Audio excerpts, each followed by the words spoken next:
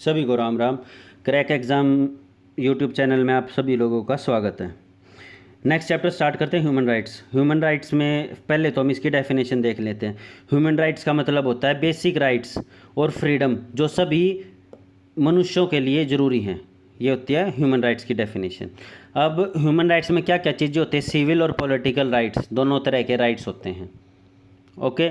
अब right to life, freedom and property, freedom of expression, expression का अधिकार, happiness का अधिकार और इक्वालिटी बिफोर लॉ, यानी कि लॉ बनने से पहले भी सारे के सारे इक्वल होंगे। अब जो है ना राइट टू प्रॉपर्टी एक पहले ना फंडामेंटल राइट था, तो ये कौन से संविधान संशोधन के द्वारा हटाया गया और हमारे कॉन्स्टिट्यूशन के कौन से आर्टिकल में जोड़ा गया, ये सभी लोगों को देखना है और कमेंट करना। अगर कमेंट नहीं कर दे तो अपनी कॉपी में जो नोट्स बना रहे हो उसमें ज़रूर लिख लेना यहाँ पे यहीं पर। अब मैं ना ह्यूमन राइट्स का जो है ना ये देख ले, ये कहाँ से आए, कैसे आए, क्या इनकी यात्रा रही। ओके। तो फेमस है ना, जॉन लोकरी नाम का एक फेमस फिलोसोफर था, तो इसने लिखा था सेकंड ट्रीटीज़ ऑन गवर्नमेंट के ऊपर लिखा था 1690 में, सेकंड ट्रीटीज़। इसमें बताया गया था कि कोई भी सोसाइटी बनने से पहले उसके जो है ना नेचुरल राइट्स देना बहुत ज़रूरी है। नेचुरल राइट्स मतलब भाई उसको ये है, आग जलाने का अधिकार है, खाना बनाने का अधिकार है ये, और इसके साथ साथ उसको जीने का अधिकार, उसको लिबर्टी सोचने, liberty of thought, expression, belief, faith, ये सब चीज़ों का अधिकार, और प्रॉपर्टी रखने का अधिकार, ये सारे अधिकार उसको देने पड़ेंगे। ओके। और ये जो है ना ये सारे के सारे प्रिंसिपल्स, यानी कि ये सारे के सारे जो है ना ये यूएस के जो कॉन्स्टिट्यूशन बना ना 1787 में, उसमें भी इंक्लूड किए गए थे। और जो बिल ऑफ राइट्स बना ना कब, 1 1790 में, यानी कि 1789 में, तो उसमें भी बना था। जो ये 1 कह रहा हूँ ना मैं, 1, तो इसका ये जो है ना ये बेसिकली चाइना वाले लोग यूज़ करते हैं। इससे क्या है, उनके बच्चों को बहुत जल्दी याद होते हैं 89, 79, 69, और उन लोगों को कोई भी टेबल्स याद करने हैं या काउंटिंग याद करनी है, प्लस माइनस याद करना है, बहुत जल्दी याद होता है ऐसे। नेक्स्ट जो ये सीरीज़ है ना इंटरनेशनल ह्यूमन राइट्स की, एंट्रिटीज़ की, और कोई भी अदर इंस्ट्रूमेंट है, ये अडॉप्ट किए गए थे कब, 1945 में, जब इंटरनेशनल ह्यूमन राइट लॉ जो है ना एक्सपेंड हुआ था, यानी कि बढ़ा था। हर एक कोई भी बॉडी है वो टाइम टू टाइम बढ़ती रहती है अपने समाज के अकॉर्डिंग, ह्यूमन राइट्स की नीड्स के अकॉर्डिंग, उनको क्या चाहिए क्या नहीं चाहिए। जैसे universal declaration of human rights, ये 1948 में आया था, यानी कि 1945 के बाद ये बॉडी बढ़ने लगी continuously. Universal declaration of human rights 1948 में आया था। ये पहली लीगल डॉक्यूमेंट थी किसके अगेंस्ट, ह्यूमन राइट्स के अगेंस्ट, यूनिवर्सल ह्यूमन राइट्स के against. Universal declaration of human rights जैसे है ना, ये 3 राइट्स हैं। कौन कौन से? International agreement of civil and political rights, economic rights and social and cultural rights, ये 3 तरह के राइट्स हैं। अब ये तीनों जनरेशन के बता रखे हैं, civil and political, economic, social and cultural rights. ये जो है ना ये तीनों राइट्स दिए गए थे चेक रिपब्लिक के जूरिस्ट के द्वारा, जज के द्वारा। कौन से? कारेल वसाक के द्वारा दिए गए थे। कब? 1980 में, 1980 में। तो ये जो है ना, और इसके द्वारा बताए गए थे कि जो है ना फ्रेंच, ये जो 3 कैटेगरीज के जो लॉ है ना, ये 3 डॉक्ट्राइन से निकले हैं, यानी कि 3 सिद्धांतों से निकले हैं। किस किस से? फ्रेंच रिवॉल्यूशन, जब फ्रेंच में रिवॉल्यूशन हुआ ना कि भाई हमें अधिकार दो, हमें अधिकार दो, तब जाके ये निकले थे। कौन सा? Liberty, equality and fraternity. Liberty मतलब पूरी तरह से स्वतंत्रता देना, पूरी तरह से भी नहीं। इक्वालिटी, हर एक को इक्वल ट्रीट करो, कोई कमज़ोर है, कोई बहुत बड़ा है, हर एक को इक्वली ट्रीट करो। ये नहीं है, जब हमारा देश बना तो उस टाइम पे एक मुद्दा उठा था कि जो पढ़े लिखे सिर्फ उनको ही वोट डालने का अधिकार दो। लेकिन जो गांधी जी थे और सारे के सारे थे, तो उन्होंने कहा कि नहीं, अगर ऐसा कर दिया तो फिर तो बुरी तरह से ठप्पा गोल हो जाएगा और फ़ायदा ही नहीं। फिर जो गरीब लोग थे, वो लोग जो पढ़े लिखे हैं, उनके अधीन हो जाएंगे, तो फ़ायदा क्या है देश आज़ाद करवाने का? देश तो फिर भी गुलाम रहा। तो जो ये थॉट्स हैं ना, ये बहुत ज़्यादा ज़रूरी हैं। तो 3 categories of human rights division जो है ना, ये जो 3 कैटेगरीज हैं, ये यहाँ पे डिस्क्राइब किए। First generation, second generation, third generation. First generation है सिविल एंड पॉलिटिकल। इसमें क्या है, इसमें कहा गया कि भी हर बंदे को पॉलिटिकली इन्वॉल्व होने का अधिकार है। ओके, इसमें कहा गया किसमें, United States bill of rights में and declaration of human rights man and citizen 18th century. Second generation में क्या गया कि भी मनुष्यों को ना इक्वली ट्रीट करोगे हर कंडीशन में, और उनको है ना हर एक ट्रीटमेंट इक्वली दोगे, जैसे भी पीछे बताया था सेम। ये स्टार्ट हुआ था आफ्टर जो वर्ल्ड वॉर हुआ ना 2, उसके तुरंत बाद आर्टिकल 22 से आर्टिकल 27 के बीच में जो है ना यूनिवर्सल डिक्लेरेशन में ये आर्टिकल दिए गए थे। इसके तहत ये जो है ना सोशल इकोनॉमिक राइट्स जो है ना इंक्लूड किए गए थे इन आर्टिकल्स में, यूएन डिक्लेरेशन में। थर्ड जनरेशन है अपना कोलेक्टिव डेवलपमेंट होना चाहिए, किसका, right of people align with the final principle of fraternity, यानी कि हर एक मनुष्य में भाईचारे की भावना होनी चाहिए। ये नहीं है कि भी यो मेरा दुश्मन है, यो मेरा दोस्त है, ऐसा नहीं, हर एक के अंदर भाईचारा होना चाहिए। नेक्स्ट, अब ये जो ना सब टाइप दे दिए, सब टाइप इतने ज़्यादा इंपॉर्टेंट है नहीं ना, HSSC या कोई भी रीजनल जो है ना वो उठाता है।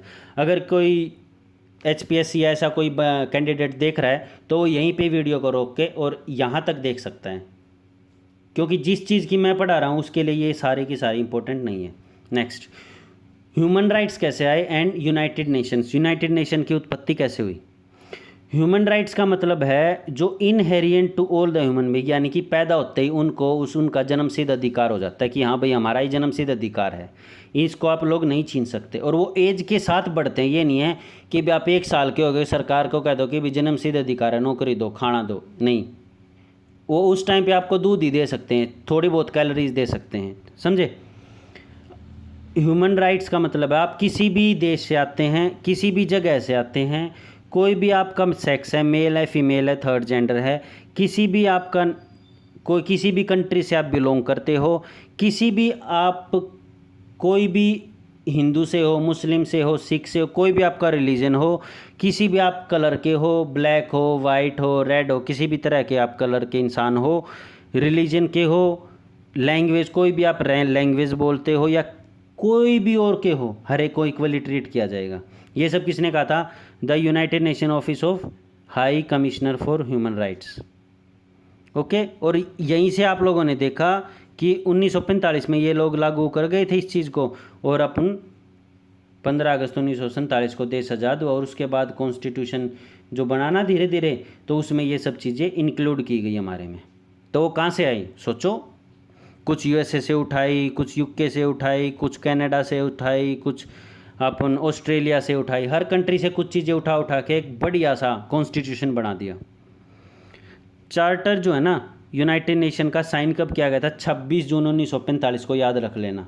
यानी कि एक डॉक्यूमेंट होता है बेसिकली, जैसे ये डॉक्यूमेंट है, ये यहाँ पे साइन कर दिए, तो ये साइन कब किया गया था, 26 जून 1945 को। और ये लागू कब हुआ था, 24 अक्टूबर 1945 को, 26 जून 24 अक्टूबर, ठीक है। बस यही है, ये याद रख लेना, बस बहुत ज़्यादा इंपॉर्टेंट है। जो मेन बॉडीज़ है यूनाइटेड नेशंस की वो समझ लेना, general assembly, security council, economic and social council, trusteeship council, international court of justice और सेक्रेटेरिएट। अगेन एक बार रिवाइज कर लेना, वीडियो को बैक करके स्टॉप करके रिवाइज करके फिर दोबारा देख लेना।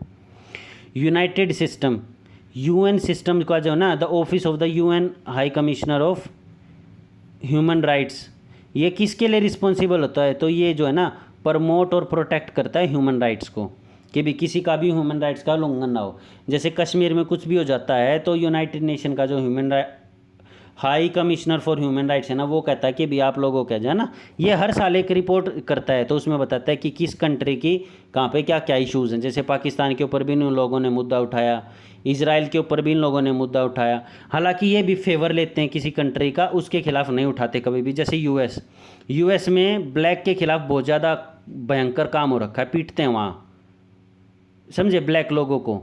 तो वहाँ पे क्या है, कलर का बहुत ज़्यादा डिफ्रेंशिएट है कि भी हम वाइट है तो हम सुपीरियर हैं, ब्लैक हैं तो ये इन्फीरियर हैं, तो ऐसे। हालांकि इसमें है ना जो ये रिपोर्ट छापता है उसमें कहीं भी ब्लैक और वाइट का कोई जिक्र नहीं मिलेगा। क्यों, क्योंकि ये डायरेक्ट अपना USA के थोड़ा बहुत कंट्रोल में रहती है। The human right council replaced the UN commission on human rights. जो ह्यूमन राइट काउंसिल थी ना पहले थी, उसको रिप्लेस करके United commission of human rights कर दिया। कब, 2006 में। UN development groups human right main stream mechanism ये छोड़ो। यूएन सिक्योरिटी काउंसिल ये ना बता रखा है कि कौन से क्या क्या करता है, सिर्फ ये बता रखा है। जैसे यूएन डेवलपमेंट ग्रुप्स है ह्यूमन राइट मेंटेनेंस स्ट्रीम्स का, ये देखता है is also human rights main stream for effort with in the United nation development system. अब ये करता है, ये देखता है कि भी यूनाइटेड नेशंस के अंदर ही सब कुछ ठीक है ना, कि ये नहीं है कि भी बाहर की तो संभाले जाओ, भीतर थारा नाश डूबया रहे।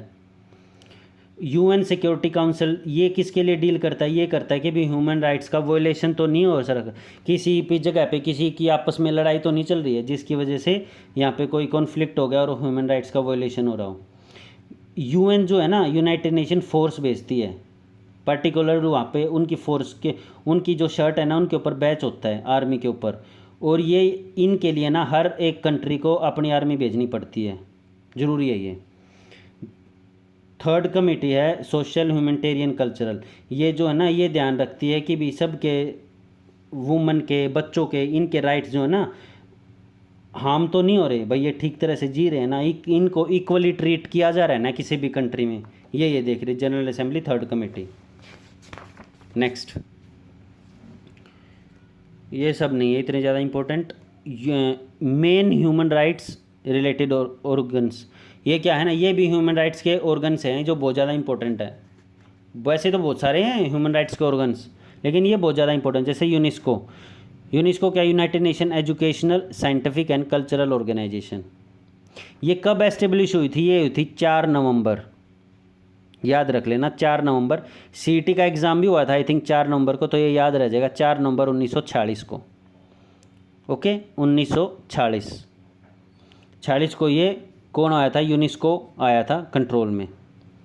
और इसमें जैसे है ना यूनेस्को का जो है ना प्रोग्राम हुआ था सस्टेनेबल डेवलपमेंट गोल एजेंडा 2030 तक जो है ना ये चीज़ें पूरी कर लेनी है। कहाँ पे हुआ था, यूएन जनरल असेंबली 2015 का 15 में हुआ था, और ये बताना है कि ये कहाँ पर हुआ था।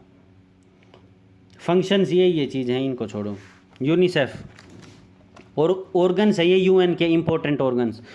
UNICEF United nations international children emergency fund, ये क्या है, अगर कोई भी देश चिल्ड्रन के मामले में बिछड़ा हुआ है या भाई वहाँ के बच्चों के लिए दिक्कत हो रही है, माल न्यूट्रिशन की दिक्कत है, बच्चे मदर के पेट में ही मर जाते हैं या फिर छोटी एज में ज़्यादा कैजुअल्टीज़ हो रही हैं, तो उन सब की देख रेख कौन करता है, यूनिसेफ। यूनाइटेड, इनकी डेफिनेशन आ सकती है united nations international children's emergency fund. ये कब आया था, 11 दिसंबर 1946। देखो 11/12/46, 11 दिसंबर 1946। और अपना यूनेस्को कब आया था, सीटी का पेपर भी हुआ था सेम डे 1946। ओके देखो ये देख रहा है कि आफ्टर कि भी World War II के बाद कौन कौन से बच्चों को क्या क्या दिक्कतें आई, हेल्थ प्रॉब्लम आई, ये सारी चीज़ें देखता है। और इसका हेडक्वार्टर कहाँ पे है, न्यूयॉर्क में, ये याद रख लेना इंपॉर्टेंट है। यूनिसेफ का हेडक्वार्टर न्यूयॉर्क में है, यूनेस्को का आप लोगों को बताना है, वैसे उसका पेरिस में है, बता देता हूँ। Next, WHO world health organisation सुना होगा। WHO ये रिपोर्ट भेज रही है, WHO वो रिपोर्ट भेज रही है, तो वो ये है वर्ल्ड हेल्थ ऑर्गेनाइजेशन, उसके बारे में पढ़ रहे हैं। उसका एस्टिब्लिशमेंट हुआ था 7 अप्रैल 1948। देखो 40 वाले तो दोनों चले गए, यूनेस्को और यूनिसेफ 40 में। ये कब आया था, सीटी वाले दिन, ये कब आया था, 11/12/46। या आई होप ये दोनों याद हो गए होंगे। WHO वर्ल्ड हेल्थ ऑर्गेनाइजेशन ये कब आया, 7 अप्रैल। अप्रैल फूल नहीं बनाते हैं, तो इन लोगों ने अप्रैल फूल बना दिया पूरे के पूरे वर्ल्ड को, यानी 7 अप्रैल कब, 48 में, 1948 में। इसका हेडक्वार्टर कहाँ है, जेनेवा स्विट्ज़रलैंड में, जेनेवा स्विट्ज़रलैंड में। ये WHO जो है ना पूरे के पूरे वर्ल्ड में काम करता है, यानी कि अपनी अर्थ के चप्पे चप्पे पे काम करता है ये सभी देशों में। किस चीज़ को प्रमोट करता है, हेल्थ को, वर्ल्ड को सेफ रखने में कि भी कोई दिक्कत ना आए, और जो है ना बिल्कुल कमज़ोर वर्ग तबका है उनको सर्व करने के लिए ये इस चीज़ को प्रमोट करता है। ये किसका मेंबर है, यूनाइटेड नेशन डेवलपमेंट्स ग्रुप का, ठीक है। तो WHO को, वर्ल्ड हेल्थ ऑर्गेनाइजेशन को 61 कंट्री ने साइन कर लिया था 22 जुलाई 1946 को। जब इसकी एस्टेब्लिशमेंट हुई, जब इसने बहुत बड़ा प्ले रोल किया था, कहाँ पे, स्मॉल पॉक्स को ख़त्म करने के लिए, मलेरिया को ख़त्म करने के लिए, बिल्कुल। तो इसने बहुत ज़्यादा अहम यूज़ किया था। हालांकि वो भी एक श्रीलंका मलेरिया फ्री है, सरप्राइज़। WHO की जो है ना प्रायोरिटीज़ हैं ये, मतलब जिस भी तरह की बीमारी है उन सभी को ख़त्म करना। कोविड होगी, इबोला होगी, मलेरिया होगी, हर एक को बीमारी को ख़त्म करना। ILO इंटरनेशनल लेबर ऑर्गेनाइजेशन, एक बार रिवाइज़ कर लेते हैं। 46 CET वाले दिन, 11/12/46, ये क्या है? यूनिसेफ। ये क्या था? यूनेस्को। अब कौन सा रह गया? WHO। वो क्या था? अप्रैल फूल। कौन सी तारीख? 7। कब? 48। आई होप याद हो गया होगा। इंटरनेशनल लेबर ऑर्गेनाइजेशन, ये क्या है? ये लेबर्स के लिए हमेशा खड़ा रहता है कि भी उनके साथ है ना कोई भी कंपनी वाला या कोई भी कैपिटलिस्ट आदमी उनके जो अधिकार है उनकी क्षतिपूर्ति ना कर दे। तो ये है ना पहली स्पेशलाइज्ड एजेंसी है किसकी? UN की। कब? 1946 में। हेडक्वार्टर का है जेनेवा, स्विट्ज़रलैंड में। इन सभी का हेडक्वार्टर एक बारी अपने अपने मन में याद कर लेना। पेरिस, जेनेवा स्विट्ज़रलैंड में किसका है, ठीक है, ये सारी चीज़ें याद कर लेना एक बारी। और ये ILO जो है ना फर्स्ट स्पेशलाइज्ड एजेंसी है किसकी? UN की। और ये जो है ना ट्राईपार्टाई एग्रीमेंट है किसके के बीच में? UN agencies bring together government, employer और वर्कर। जैसे एक गवर्नमेंट होती है जो किसी देश में होती है, एक एम्प्लॉयर होता है जो वहाँ पे काम करवाता है, और एक वर्कर होता है जो इससे काम करवाते हैं, ठीक है। वर्कर से काम कौन करवाता है? इनके एम्प्लॉयर्स। तो यानी कि इनके बीच में क्या एग्रीमेंट का काम कौन करता है? ILO। ये ILO के गोल्स हैं। Declaration of women and child, ये क्या है? UN एडोप्टेड है ये declaration of women and child in emergency and armed conflict. अगर किसी भी देश में वुमेन, चाइल्ड या फिर वुमेन के प्रोटेक्शन के लिए खतरा हो जाए, या फिर किसी भी देश में गृह युद्ध हो जाए, कुछ भी हो जाए, तो वहाँ पे क्या है? ये declaration of women and child development जाएगी और उन लोगों की देखभाल करेगी। मेन पॉइंट्स हैं ये डिक्लेरेशन स्पेशली क्या है? प्रोहिबिट करता है किस चीज़ को? Attack and bombing on civil population. ये जब कोई भी देख लेना, अगर किसी भी, जैसे अभी इजराइल ने किया, इजराइल तो हालांकि पता नहीं क्यों ऐसा कर रहा है, समझ में नहीं आ रहा। जैसे आसपास के देश है ना उनके ऊपर बम वगैरह डाल दिए इसने, वहाँ के आम जनता के ऊपर भी, सिविल पॉपुलेशन के ऊपर, जो बहुत ज़्यादा खतरनाक है, नहीं डालना चाहिए। जो ये नहीं डालना चाहिए ये कौन कह रहा है? यूनाइटेड नेशन का डिक्लेरेशन, यानी कि आर्टिकल 1। आर्टिकल 2 क्या कह रहा है? कि कोई भी केमिकल और बायोलॉजिकल वेपन नहीं बनाएगा। हालांकि चाइना बना रहा है, रिपोर्ट आई है चाइना बना रहा है, और चाइना ह्यूज लेवल पे बनाएगा और पूरी कंट्री को, पूरे अर्थ को ख़त्म कर देगा। किस लिए? सिर्फ और सिर्फ इनकी पॉलिसी की वजह से। क्या पॉलिसी है इनकी? Cripple policy. क्रिपल पॉलिसी क्या होती है? एक बच्चे की पॉलिसी होती है। एक बच्चा, देखना आप एक बच्चे को रबड़ दोगे ना या एक पेंसिल दोगे तो वो तुरंत कह देगा ये पेंसिल 1 घंटे बाद ये मेरी है। क्यों कह देगा? और फिर वो उसके ऊपर अपना हक जताने लग जाएगा। सेम पॉलिसी इनकी है। ये क्या करेगा? जैसे ये चाइना है, ये इंडिया है, ये क्या कहेगा? भाई अरुणाचल प्रदेश हमारा है, और साइड से क्या कहेगा? भाई लद्दाख हमारा है। और फिर ये एग्रीमेंट करेगा, ये देखेगा कि कहाँ पे कौन सा फ़ायदा हमारा है जियोपॉलिटिक्स की वजह से। ये कहेगा कि भी आप हमें ना इसको छेड़ देंगे, आप ये दे दो हमें। तो कोई भी कंट्री क्या सोचेगा? यार एक तो ठा रही है ना, ना तो दोनों जाऊंगी, एक तो ले ले। तो फिर ये बिल्कुल लॉ के अकॉर्डिंग इनका हो जाएगा, कोई नहीं छेड़ सकता। और ये क्या करेंगे? अगर ये नहीं देंगे ना तो धीरे धीरे आगे बढ़ेंगे। जैसे कोई भी नहीं होगा ना तो इतनी सी ज़मीन हड़पा ली, मान लो 500 एकड़ ज़मीन हड़पा ली, तो ये फिर यहाँ पे अपने टेंट वगैरह लगा देंगे, अपनी बोतल छोड़ देंगे, खाने का सामान छोड़ देंगे, पैकेट छोड़ देंगे जिनके ऊपर चाइनीज़ लैंग्वेज में लिखा हुआ होगा। तो कोई भी वहाँ पे सर्वे करने आएगा तो क्या सोचेगा? भाई यहाँ पे तो चाइनीज़ पॉपुलेशन रहती थी, तो ये रीज़न किसका हुआ? चाइना का। तो इसको कहते हैं क्रिपलिंग पॉलिसी। फिर धीरे धीरे और आगे बढ़ेंगे और आगे बढ़ेंगे और आगे बढ़ेंगे, तो ये सारे एरिया इसका हो जाएगा, समझे? तो इसकी वजह से चाइना एक दिन डूब जाएगा। Article 3 declaration state to abide by Geneva protocol 1925 and Geneva convention 1949, 1-1950। हालांकि हिंदी में भी बोल सकता हूँ 1949, लेकिन 1-1950 याद रखा करो। आर्टिकल 3 में क्या कहा कि भी जो जेनेवा प्रोटोकॉल था ना 1950 में, और जेनेवा कन्वेंशन 1949 का, उसको बाईपास कर दिया जाए। ये आर्टिकल 3 में कहा गया। क्योंकि जो है ना जिनेवा कन्वेंशन जो है ना प्रपोज करता है, बताता है सम रूल जो किसको protect people who are not और no longer taking part in conflict, यानी कि जो लड़ाई वगैरह में भाग नहीं लेते उनको भाई सेव नहीं करना, तो ये बताता है, समझे। तो इसीलिए इसको ख़त्म कर दो आर्टिकल को, आर्टिकल 3 को। Okay, United declaration, universal declaration of human rights, ये देखना ये कब आया था, यूनाइटेड नेशन जनरल असेंबली ने कब अडॉप्ट किया था, 10 दिसंबर 1948। पहला क्या है, यूनेस्को, दूसरा क्या है यूनिसेफ, तीसरा क्या है WHO, चौथा क्या है ILO, पांचवा क्या है United declaration of human rights. ठीक है, 46, 48, 48, ये 10 दिसंबर 48। ठीक है, अब ILO हो गया और अपना कौन सा हो गया, women preparation of women and child development, ये 49 था।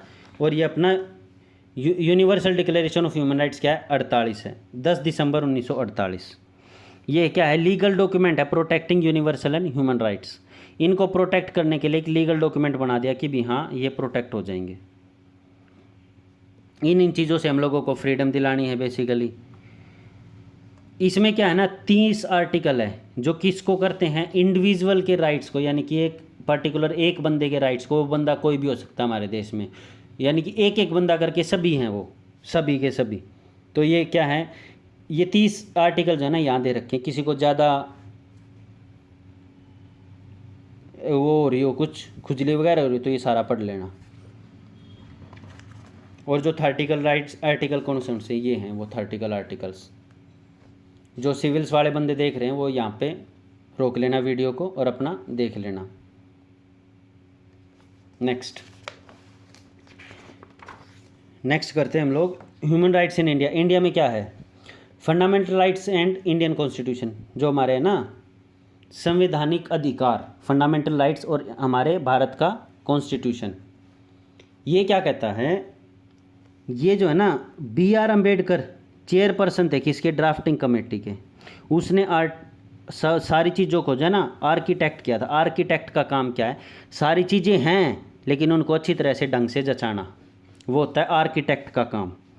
तो हमारा जो है ना कॉन्स्टिट्यूशन वो सबसे हाईएस्ट लॉ है ऑफ इंडिया, उससे ऊपर कुछ नहीं है, ना PM है, ना CM है, ना राष्ट्रपति है, ना प्रधानमंत्री, कुछ भी नहीं है, जज भी नहीं है, कुछ भी नहीं है। ठीक है, the document lay down the framework definition fundamental power structure political, ये जो कॉन्स्टिट्यूशन है इसमें हर एक चीज़ गिवन है, क्या क्या प्रोसीजर होगा, किसकी क्या ड्यूटीज़ होंगी, किसके क्या फंडामेंटल राइट्स होंगे, सब कुछ है। और जो ड्राफ्टिंग कमेटी थी उसके चेयरपर्सन कौन थे, BR अम्बेडकर थे।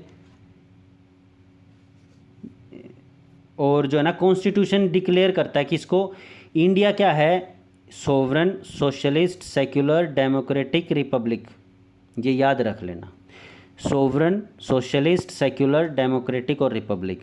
और हमारा जो है ना कॉन्स्टिट्यूशन हमारे सिटीजन्स को क्या क्या देता है, justice, equality, liberty and fraternity. ये रहा फ्रेटर्निटी यानी कि भाईचारा, ये पहले भी बताया था।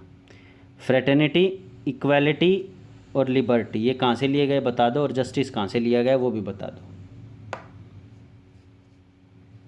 फंडामेंटल राइट जो है ना डिफाइन किए गए हैं, बेसिक ह्यूमन राइट्स किसके लिए, सभी नागरिकों के लिए, एंड अप्लाइड इरिस्पेक्टिव ऑफ, और ये सभी नागरिकों के लिए है, ना कि ये किसी एक रीजन के लिए हो, नहीं, हमारे देश के सभी नागरिकों के लिए ये फंडामेंटल राइट्स जो है ना अप्लाई होते हैं। और ये जो है ना किसी भी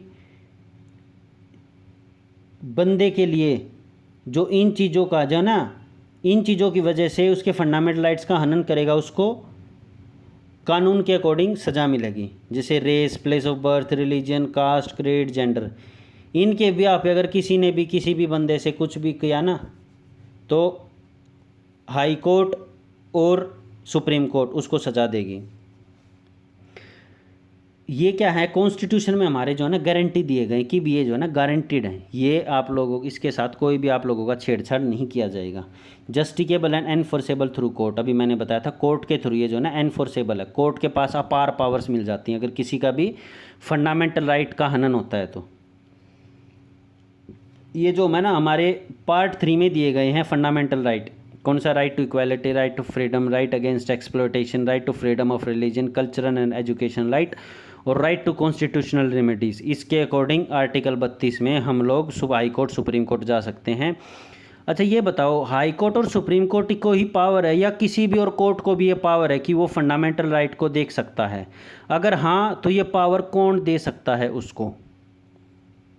यहीं पे वीडियो को रोकना और सोचना। आंसर इज हमारे देश का संसद किसी भी कोर्ट को अथॉरिटी दे सकता है कि आप देखो कि इन लोगों का हनन कैसे हुआ।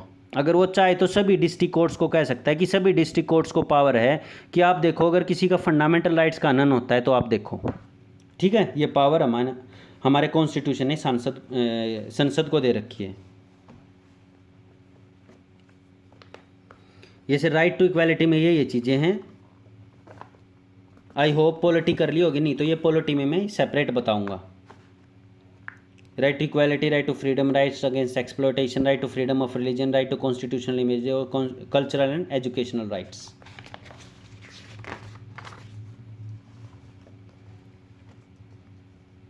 देखो जो मैंने राइट टू प्रॉपर्टी बताया था वो यहाँ पे है।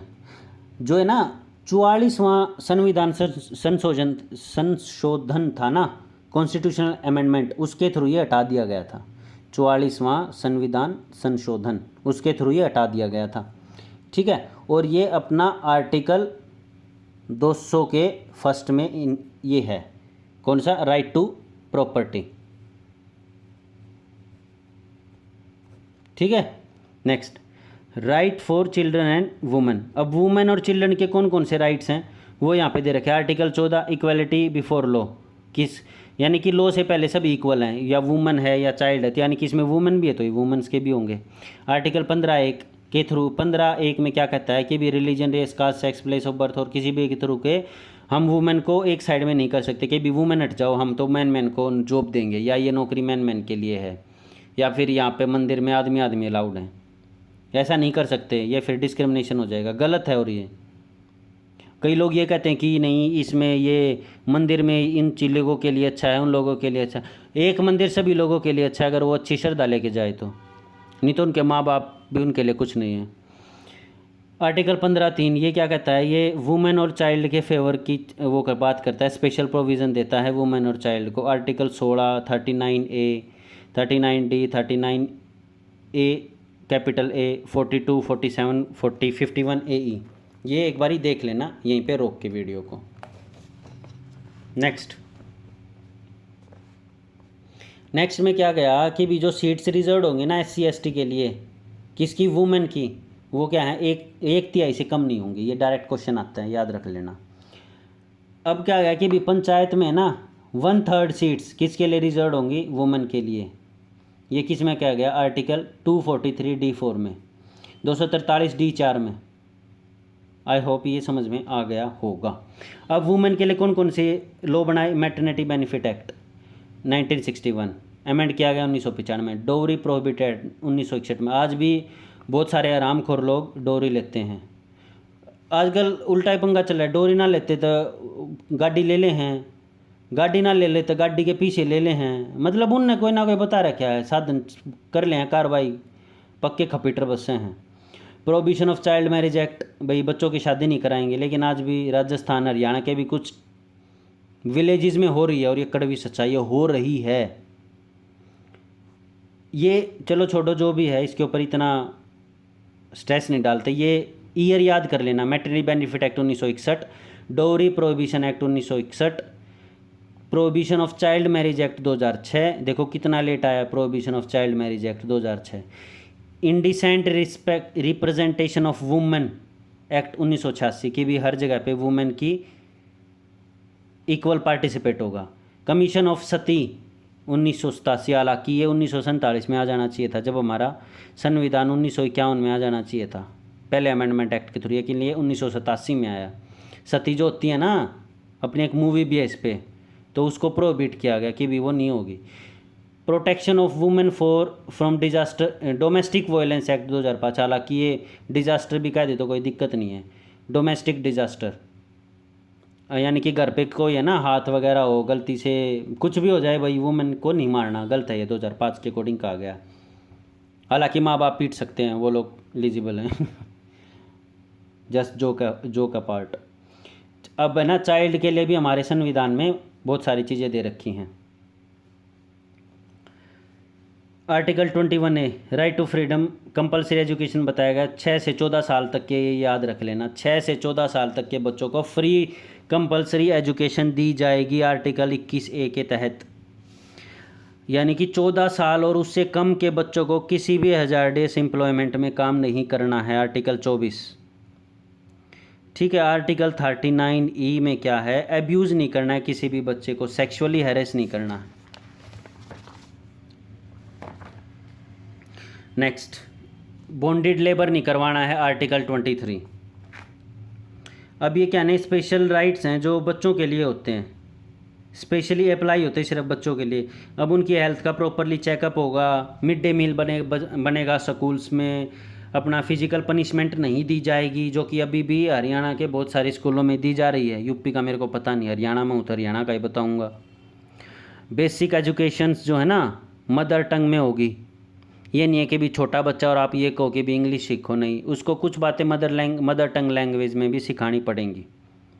Mother tongue language means Hindi, Haryanvi नहीं, ना तो चाड़ा पाड़ देगा ये। Okay. Schedule caste, schedule tribes और ओबीसीज के लिए अलग से संविधान में, हमारे कॉन्स्टिट्यूशन में अलग से सुविधाएं दी गई हैं। अब एससी और एसटी के लिए जो ना अलग से आर्टिकल लिखे, आर्टिकल 341 और आर्टिकल 342 में कॉन्स्टिट्यूशन में जो है ना, ये बताया गया है कि नोटिफाई किया गया कि एससी और एसटी होंगे, स्पेशल प्रोविज़न दिया गया। एससी के लिए 341, एसटी के लिए 342। ओबीसी के लिए, ओबीसी जो है ना एक कलेक्टिव टर्म है, गवर्नमेंट ऑफ इंडिया ने क्लासीफाई की थी कि भी सोशली और जो एजुकेशनली जो पिछड़ा वर्ग रह गया ना, उनके लिए बनाया था ओबीसी। एससी और बीसी में से अलग से हटा के। ओके। अब ये अलग से भी तोड़ दिया था, ये क्या तोड़ दिया था, national commission for SC and ST and national commission for OBC. Constitutional privilege दी गई है, यानी कि कॉन्स्टिट्यूशन के अकॉर्डिंग इन लोगों को अपर एंड दिया गया है। किसमें, शेड्यूल कास्ट को और शेड्यूल ट्राइब्स को। ये देख लेना, अगर आप लोगों ने किसी के साथ भी चूड़ा, चमार, जाट, ये इस तरह के कोई भी वर्ड यूज़ किए तो आप लोग कानून की भाषा में अपराधी और आप लोगों को सज़ा का प्रावधान है। ठीक है। 5 या 10 साल की जेल और शायद 50,000 रुपये जुर्माना।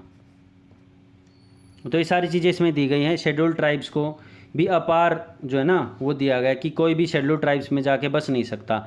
बॉन्डेड लेबर सिस्टम ख़त्म कर दिया कब, 1947 के एक्ट में, ये याद रख लेना। Bonded labour system abolition act 1976, 47 नहीं सॉरी 1976। अब क्या है, शेड्यूल ट्राइब जो है ना, कमज़ोर बच्चे होते हैं, वो कमज़ोर वर्ग के बच्चे होते हैं, कमज़ोर बच्चे नहीं होते, कमज़ोर वर्ग के जो बच्चे होते हैं शेड्यूल ट्राइब्स, उनके बच्चे क्या हैं भाई, कमाने का साधन नहीं होते। तो बड़े बड़े फैक्ट्री वाले क्या करते हैं, उन बंदों को 9-10 साल के को कम रुपए पे और बहुत ज़्यादा मेहनत कराते, तो वो भी एक कानूनन अपराध है, आर्टिकल 24 के अंतर्गत। अदर बैकवर्ड क्लोज और माइनॉरिटीज़ का यहाँ पे दिया गया है, जैसे आर्टिकल 46 में देख लेना एक बारी। ठीक है। आर्टिकल 338 में क्या है ना, national commission for schedule caste and schedule tribes बनाया गया था, किसके लिए, माइनॉरिटीज़ को न्याय दिलाने के लिए। तो ये हो गया। नेक्स्ट, मैनुअल स्कैवेंजर्स आज भी होता है और मेरे हिसाब से आगे भी होता रहेगा, किसी को कोई लेना देना नहीं है। जब तक एक प्रदेश का मुख्यमंत्री या देश का एक प्रधानमंत्री एक नाले में नहीं उतर जाता ना और उसको नींद पता लगता कि एक नाले के अंदर कितनी खतरनाक गैसें हैं, तो हमारे देश में मैनुअल स्कैवेंजर होती रहेगी, ये नहीं रुकेगी। Manual scavenger and their rehabilitation act, schedule caste और शेड्यूल ट्राइब्स अमेंडमेंट एक्ट 2015, 2016 में फिर से अमेंड किया गया। इसमें अलग अलग कर दिए गए शेड्यूल ट्राइब्स और शेड्यूल कास्ट को। Protection of civil rights rules बनाए गए। इंटरकास्ट मैरिज को किया गया बैन नहीं थी, मतलब एक लॉ बनाया गया कि भी अलाउड है, और 1 लाख रुपए कितने रुपए दिए जाएंगे जो भी इंटरकास्ट मैरिज करेगा। क्यों दे रही है सरकार ये, क्यों इतनी उत्सुक है, ताकि हमारे देश से कास्टिज्म सिस्टम ख़त्म हो जाए, बिल्कुल ख़त्म हो जाए। इसकी वजह से हमारे देश को बहुत ज़्यादा नुकसान होता है। अगर हम इन टर्म्स ऑफ इकोनॉमी देखें तो। Next, environmental and human rights. अब ये तो थे सारे इंसानों के राइट, अब थोड़े बहुत इन्वायरमेंट के भी देख लेते हैं। Right to clean environment and public safety, ये नियम है अपने आप को साफ करना, हमें जो है ना पर्यावरण को भी साफ करके ही चलना है। ये जो ना ह्यूमन कॉन्फ्रेंस हुई थी किसके ऊपर, ह्यूमन इन्वायरमेंट के ऊपर, कहाँ पे, स्टॉकहोम में। कहाँ पे, 1972 में स्टॉकहोम में हुई थी। किसके ऊपर, ह्यूमन इन्वायरमेंट के ऊपर। इसमें क्या बताया गया था कि natural resources of the earth, जो अर्थ के पर्यावरण के जो रिसोर्सेज है ना उनको हमें संभाल के रखना है, जैसे हवा, पानी, भूमि, पेड़ पौधे, इन सब चीज़ों को। तो इन सब चीज़ों के लिए पर्टिकुलरली समिट्स होती रहती हैं, जो केयरिंग फॉर द अर्थ 1991 में हुई, अर्थ समिट 1992 में हुई। ये दोनों समिट्स याद रख लेना। अब ये डिजीज़ मैंने बता दी थी, इटाई कैडमियम की वजह से होते हैं, मीनामाटा मरकरी की वजह से होते हैं। ये चीज़ें ना याद रख लेना। भोपाल ट्रेजेडी हुई थी कि कौन सी गैस की वजह से, मिथाइल आइसोसाइनाइड MIC। अब वर्ल्ड इन्वायरमेंट डे 5 जून को बनाते हैं, पिछली वीडियो में भी बताया था। और अगर ये वीडियो पसंद आए तो लाइक कर देना और चैनल को सब्सक्राइब कर लेना अगर चैनल अच्छा लगे तो। नहीं तो कोई बात नहीं भाई, आप लोग कोई और पढ़ सकते हो रुपए अपने खर्च करके। ये सब चीज़ें हैं, ये इतनी ज़्यादा इंपॉर्टेंट है नहीं। Public and obligation, issue of industrial pollution. अब देखो इश्यू ऑफ इंडस्ट्रियल पोल्यूशन बता रखा है एंड प्रिवेंशन। अब इसमें क्या है, इसमें ये है कि भाई हमारे जो है ना फैक्ट्री वगैरह जो धुआं वगैरह छोड़ती है उससे क्या क्या होता है। तो ये अपना पोल्यूशन के चैप्टर में कंप्लीट हो चुका है ये सारा का सारा। पेट्रोलियम हो गए, पेंट्स हो गए, स्प्रे हो गए, क्लीनिंग सॉल्वेंट्स हो गए, तो इनकी वजह से जो हम अपना सेंट वगैरह परफ्यूम वगैरह छिड़कते हैं ना अपनी बॉडी पे, तो उसके अंदर बहुत सारी हार्मफुल गैसेज होती हैं और वो हमारे लिए लाभदायक बिल्कुल भी नहीं होती, हार्मफुल होती हैं। तो ये नेक्स्ट है, rehabilitation and safety aspect of new technology such as chemical and nuclear. अब ये है किसी ने केमिकल और केमिकल बॉम्ब बना दिए या न्यू टेक्नोलॉजी, हालांकि केमिकल बॉम्ब तो बिल्कुल बैन है, नहीं बना सकते। न्यूक्लियर टेक्नोलॉजीज़ बना दी अलग अलग, तो उनको एक है ना सेफ्टी प्रोवाइड किया जाएगा। उसके ऊपर एक कमेटी बैठेगी, UN के अंतर्गत बैठेगी और ये देखेगी कि भी ये कहीं किसी कंट्री पे युद्ध करने की तो उसमें नहीं है चेष्टा में। फिर ये जो है ना केमिकल टेक्नोलॉजी के ऊपर भी एक कमेटी बैठेगी। एडवांटेज ऑफ केमिकल एनर्जी के एडवांटेज भी हैं और डिसएडवांटेज भी, हर एक के एडवांटेज होते हैं। एडवांटेज क्या, अगर उसको पॉजिटिव फॉर्म में यूज़ करेंगे तो एडवांटेज हैं, अगर दिमाग राक्षस की तरह चल पड़ा तो वो डिसएडवांटेज हैं, सिंपल।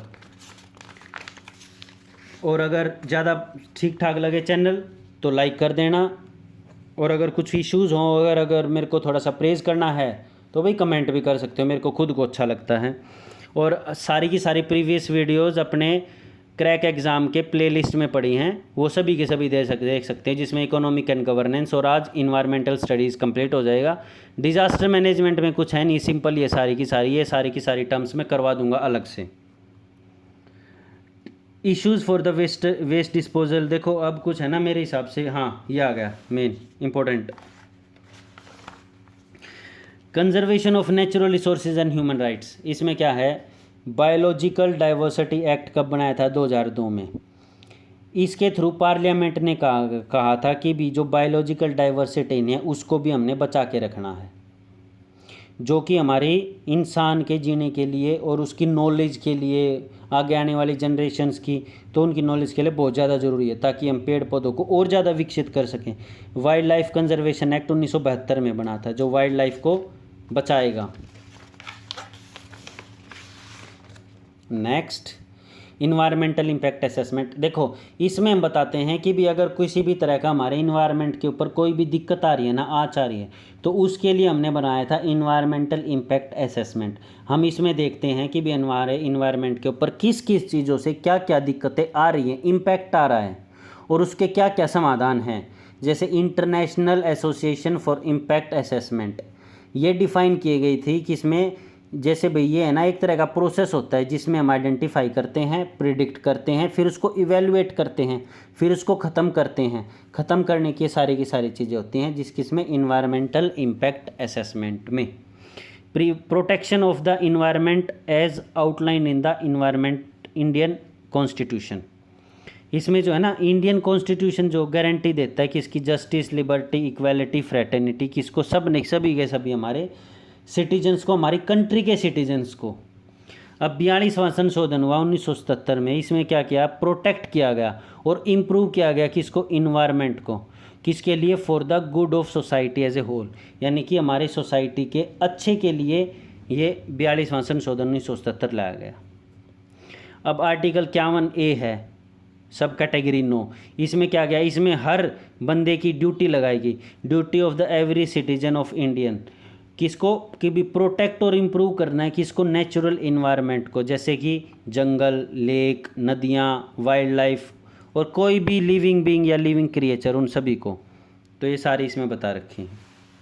नेक्स्ट, और भी बहुत सारे तरह के एक्ट बनाए गए, जैसे biological conservation act 2002, environmental protection act 1986, ठीक है, wild life preservation act 1972, water pollution act 1974, air prevention act 1981, forest act 1952, ये सारे के सारे एक्ट याद कर लेना बहुत ज़्यादा ज़रूरी है। फिर है कंजर्वेशन ऑफ वेस्टर्न घाट। देखो वेस्टर्न घाट है ना, हमारे पर्यावरण के लिए बहुत ज़्यादा ज़रूरी, क्योंकि यहाँ पे हॉटस्पॉट बहुत ज़्यादा हैं, अलग अलग तरह के पशु मिलते हैं, पक्षी मिलते हैं, पेड़ पौधे मिलते हैं, नदियाँ भी भरपूर मात्रा में हैं। तो जो है ना, माधव गडगिल कमेटी की रिपोर्ट आई थी किसके ऊपर, वेस्टर्न घाट्स के ऊपर। तो इसने जो है ना रिसर्च वगैरह की थी, इन्वायरमेंट की रिसर्च वगैरह की थी। तो इसमें ये पाया था कि भी जो है ना वेस्टर्न घाट इकोलॉजिकल एक्सपर्ट पैनल बनाया गया था।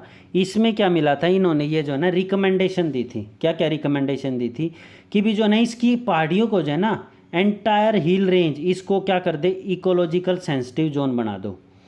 और इसके तहत जो 122 तालुका है ना, उनको इन द वेस्टर्न जोन्स, उनको जो है ना इकोलॉजिकल सेंसिटिव जोन में बांट दो, 1 2 3 की। 1 बहुत ज़्यादा ज़रूरी है, 2 कम है, 3 ठीक ठीक सा है, अगर इसमें कोई चीज़ भी होती है कोई दिक्कत नहीं है। अब ये है इकोलॉजिकल सेंसिटिव जोन जो है ना, 1 वो हाई प्रायोरिटी दे बना दो, 2 बहुत ज़्यादा ठीक, अभी मैंने बताया था। इसमें बता दिया कि भी वेस्टर्न घाट्स में किसी भी तरह के डैम वगैरह मत बनाओ। और इसमें बताया कि भी governance of the country should be changed. Gadgil committee ने स्पेसिफाइज किया जो प्रेजेंट सिस्टम है ना गवर्नेंस का, उसको थोड़ा सा चेंज करना पड़ेगा। उसने कहा कि भी बॉटम टू टॉप बनाना पड़ेगा, यानी कि ग्रामीण से, right from the top to bottom approach. ये बताना पड़ेगा कि ग्रामीण कोई चीज़ बताए हमें ये चीज़ चाहिए, फिर वो ऊपर जाए, फिर वो ऊपर जाए, फिर वो ऊपर जाए। ये ना हो भाई ऊपर वाले ये कहे हमारे पास ये चीज़ है लोगे, फिर वो नीचे जाए, फिर वो ग्रामीण के पास है, ये गलत है। ये होनी चाहिए, ठीक है, मतलब राइट फ्रॉम द ग्रामीण, यानी कि बॉटम टू टॉप अप्रोच होनी चाहिए। अब क्रिटिसिज्म भी हुए, बेसिकली बात यह है, अगर दिक्कत होगी तो क्रिटिसिज्म तो होंगे, सीधी सी बात है। क्रिटिसिज्म क्यों हो गए कि भी इसके तहत है ना, इसमें भी एक दिक्कत थी, इसमें जो ग्राउंड की रियलिटीज़ थी ना, हकीकत में हो क्या रहा ग्राउंड लेवल पे, उन सारी चीज़ों को नेगलेक्ट कर दिया गया। तो ये इम्प्लीमेंट बहुत कम मात्रा में हुई। फिर आई कस्तूरी रंजन कमेटी। कस्तूरी रंजन ने कहा कि भाई जो है ना बैलेंस बनाओ, किसमें, to concern of the development and environmental protection. Development, भाई डेवलपमेंट भी जरूरी है कंट्री के लिए और इन्वायरमेंट प्रोटेक्शन भी जरूरी है। इन दोनों के बीच में तालमेल मिला के चलो तो ये बहुत ज़्यादा है। कैपिटलिस्ट भी राजी, सरकार भी राजी, लोग भी राजी, ठीक है। तो इसमें कहा गया कि भी 37% ऑफ द वेस्टर्न घाट, तो उसने तो पूरा 100% कहा था इकोलॉजिकल सेंसिटिव जोन में बना दो, इसने कहा कि सिर्फ 37% इकोलॉजिकल सेंसिटिव जोन में बना दो। 64% किसने कहा था, गडगिल कमेटी ने कितने कहा था, 64%, इसने कहा था 37%, ओके, ठीक है। और कुछ एक और, फिर इसका भी क्रिटिसिज्म हो गया। इसने क्या गया कि भी जो है ना पैनल ने क्या किया, रिमोट और सेंसिंग एंड एरियल सर्वे किया गया, method for the general demarcation of land in the western Ghat. इन्होंने कहा कि भी जो है ना, इन्होंने एक तरह का एरियल ऊपर से ही सर्वे करवा लिया, सब कुछ धरातल पे क्या कुछ नहीं देखा, एग्जामिन नहीं किया ग्राउंड रियलिटी क्या है, मतलब धरातल पे क्या कुछ नहीं देखा।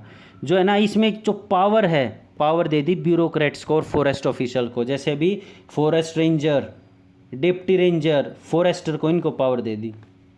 किसको ग्राम सभा को पावर नहीं दी, यहाँ पे ग्राम सभा को पावर दे दी। इसमें क्या था, बॉटम टू टॉप, इसमें क्या कर दिया, टॉप टू बॉटम। तो यानी कि ये रिपोर्ट कुछ ऐसी थी कि भी सरकार को खुश करने के लिए बनाई गई थी, ऐसा लग रहा है प्राइम फेसिया में। नेक्स्ट, अब भाई इसमें क्या आ गया कि भी ग्राउंड वाटर का ओवर एक्सप्लोटेशन नहीं हो गया, नेचुरल रिसोर्स, ये सारी चीज़ें पहले बता चुका हूँ। मरीन लाइफ का है और ये ख़त्म होती है यहाँ पे, सैंड माइनिंग है, ये सारी चीज़ें जो है ना, ज़्यादा माइनिंग नहीं करनी। अगर वीडियो पसंद आए तो लाइक कर देना, चैनल को सब्सक्राइब कर लेना। एंड नेक्स्ट वीडियो आएगी आप लोगों को अगले 14-15 दिन में, तैयारी कैसे अच्छे से करनी है वो आप लोगों को अच्छे से बता दूंगा मैं। 10-12 मिनट की वीडियो होगी, वो अच्छे से देख लेना। So all the very best and signing out.